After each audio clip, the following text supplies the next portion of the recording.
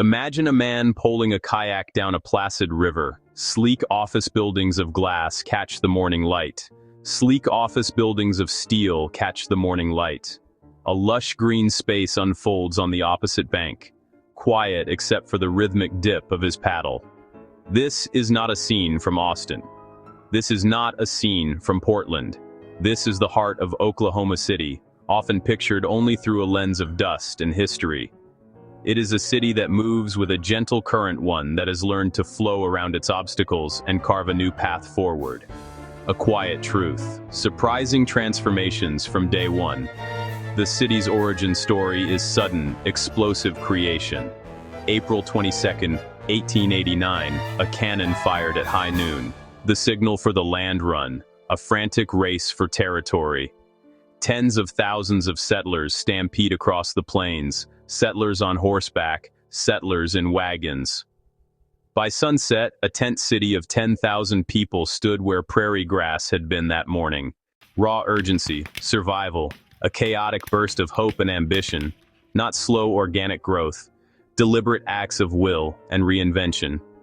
That initial frenzy has settled into something calmer over decades. The city born in an afternoon has learned patience. The land run's frantic energy gave way to a measured pace, tied to the steady flow of the river and the slow crawl of clouds across the immense sky. The dusty, wind-blown stereotype misses this quietude. A place aware of upheaval, but choosing steady, long-term vision. A story of persistent, quiet endurance. Looking at what you have, a dry riverbed, a forgotten warehouse district, a deep sense of community, and making something more. The sprint became a marathon of civic investment and communal effort. Less about the thunder of the starting gun, more about the quiet, determined work that followed work that continues today, reflected in the calm waters through the city's core. To understand Oklahoma City, you must first understand its sky. It is a dominant, ever-present force, a vast canvas of deep blue that stretches to the flat horizon. The land itself is unassuming, a gentle roll of red earth prairie grass that lets the sky take center stage. This immense openness shapes the people and the pace of life. There is a sense of space, room to breathe and think. Sunsets are a communal spectacle. People stop and watch. Orange, pink, violet that silence conversation and command attention. The weather is a character in the city's daily drama. A clear morning can give way to a dramatic afternoon thunderstorm, with towering clouds that build on the horizon like dark mountains. These storms arrive with theatrical intensity, washing the air clean, and leaving behind the scent of rain on hot asphalt and damp earth. This constant dance between calm and storm is part of the local psyche.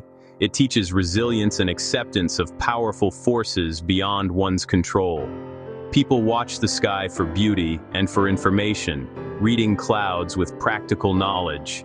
This landscape of wide horizons and powerful skies influences the city's rhythm. Life feels less compressed than in dense vertical cities. Traffic flows with a little more ease. People hold doors a little longer. Conversations in a coffee shop can stretch without a sense of hurry. This is not slowness for its own sake, but a pace attuned to the natural world. You can see the weather coming from miles away, giving you time to prepare, a metaphor for deliberate planning. For decades, the North Canadian River was little more than a dry, weed-choked ditch. It was a forgotten feature, a scar on the landscape that people drove over without a second thought. But the city saw something else. It envisioned a 7-mile stretch of navigable water lined with parks, trails, boathouses. Through a series of voter-approved pay-as-you-go sales taxes known as MAPs, the city began the slow, deliberate work of transformation. The Oklahoma River is now a vibrant waterway, a training ground for Olympic rowers and a place for quiet recreation. The success of the river's revival is a testament to the city's unique model of civic development. The MAPS initiatives are funded by a simple 1-cent sales tax, a collective investment where small, everyday purchases build monumental projects. This process has remade the city's downtown core without incurring massive public debt. It is a story of patience and shared responsibility, of citizens voting to tax themselves to create the city they want to live in. The result is a downtown that feels earned, not just constructed, a product of decades of steady, incremental progress, visible in every new park and polished sidewalk. Bricktown, the city's premier entertainment district, is another chapter in this story. Once a gritty area of abandoned brick warehouses from the city's early railroad days, it was reimagined through the same maps process. A mile-long canal was dug through the heart of the district, creating a new center of gravity. Today, water taxis glide along the waterway, passing restored warehouses that now house restaurants, shops, movie theaters. The district retains the character of its industrial past, the old brick, the sturdy, functional architecture, but it has been given a new purpose, a new life that pulses with activity day and night. This reinvention was not a sudden top-down overhaul. It was a careful, piece-by-piece effort that respected the history of the buildings while adapting them for a new era. The project connected the city's past to its future, showing that progress doesn't require erasing what came before. Just north of the downtown core, Midtown has blossomed into a lively, walkable district. You know, here, historic apartment buildings with elegant brick facades, sleek, modern condos. The neighborhood buzzes with a youthful energy centered around a collection of independent restaurants and bars that have taken root in repurposed buildings. You can find a group of friends sharing pizza on an outdoor patio, a couple enjoying a craft cocktail in a dimly lit lounge, or a family grabbing ice cream after a walk. Midtown feels like a neighborhood in conversation with itself, where the old and the new are not in conflict, but are finding a comfortable, dynamic harmony. A little further north lies the Paseo Arts District, a place with a distinctly bohemian spirit.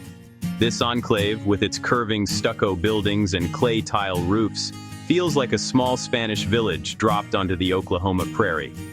Adjacent to this creative hub are the grand, historic neighborhoods of Heritage Hills and Mesta Park. Oklahoma City stands on land that holds stories much older than the 1889 land run. The narrative of this place begins with the 39 sovereign tribal nations that have their headquarters in Oklahoma, many of whom were forcibly relocated here along the Trail of Tears. This native presence is not a historical footnote. It is a living, breathing part of the city's contemporary identity. You see it in the faces of the people, hear it in the language, and feel it in the deep connection to the land. The city is slowly learning to listen to and honor this foundational story, recognizing that its own history is deeply intertwined with that of the first Americans. The First Americans Museum, a stunning architectural achievement on the banks of the Oklahoma River, serves as a powerful testament to this living culture. The museum was designed with deep symbolic meaning, its soaring glass structures and earthen mounds honoring tribal cosmologies. It is not a museum about the past, but a center for the present, telling the collective stories of the 39 tribes from their own perspectives. Inside, you find not just artifacts, but vibrant displays of contemporary art, heartfelt video testimonies, and celebrations of language and tradition. The architecture of Oklahoma City tells a story of boom-bust and deliberate reinvention. In the downtown core, sleek towers of modern glass and steel stand as monuments to the city's energy-driven economy. These buildings reflect the vast sky, their clean lines and cool surfaces speaking of corporate confidence and forward momentum. Yet, just a few blocks away, you can find the ornate, zigzag patterns of Art Deco buildings from the 1920s and 30s. These structures, like the First National Center, are reminders of the city's first oil boom. Their lavish details and geometric flourishes capturing an era of extravagant wealth and unbridled optimism. This contrast between different eras is a defining feature of the city's visual landscape. The sturdy, functional brick warehouses of Bricktown, built for the railroad trade a century ago, on the morning of April 19, 1995, the heart of Oklahoma City was broken. The bombing of the Alfred P. Murrah Federal Building was an act of unimaginable violence that left a deep and permanent scar on the community. In the silent space where the building once stood, the city has created a place of profound quiet and remembrance. The Oklahoma City National Memorial and Museum is not a monument to tragedy, but a testament to healing. Its design is simple and deeply moving. An empty chair for each life lost, a tranquil, reflecting pool, a grove of resilient trees all speak in a quiet language of loss and endurance. The response to the bombing revealed the true character of the city. In the immediate aftermath, a spirit of profound neighborliness and selfless service emerged. First responders worked tirelessly, ordinary citizens lined up for blocks to donate blood, offer food, and provide comfort. This collective response, which came to be known as the Oklahoma Standard, was not a planned or organized effort. It was a spontaneous outpouring of human decency and solidarity. It showed the world a community that, in its darkest hour, chose to come together, to care for one another with a quiet strength and unwavering compassion.